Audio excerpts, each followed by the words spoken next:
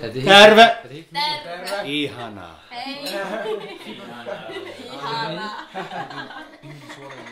Så vi er her i et godt stykke ude på Bøgelandet i Kurbjerg, uden for Kurbjerg, hvor Jens har fødselsdag, sammen med familien. Hvad hedder familien til efternavn? Røgninen. Ja. Røgninen. Yes. Og William er her, og det ser ud til, at drengene har det godt. The boys are eating well, right? Yes. Yes. Yes. They are good eaters, but bad readers.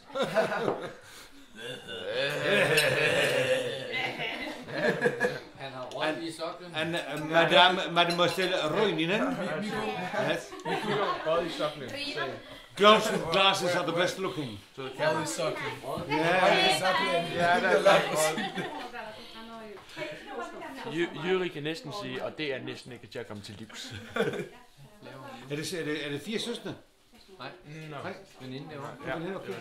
Hvor kom ind i kampen omkring? Jeg er jo travlt med at optage. Men du er lige vågnet fra din middagslur. Nå. Jens, du skal lære at sige noget på din fødselsdag. Ja. Vanha, meaning old. Ja.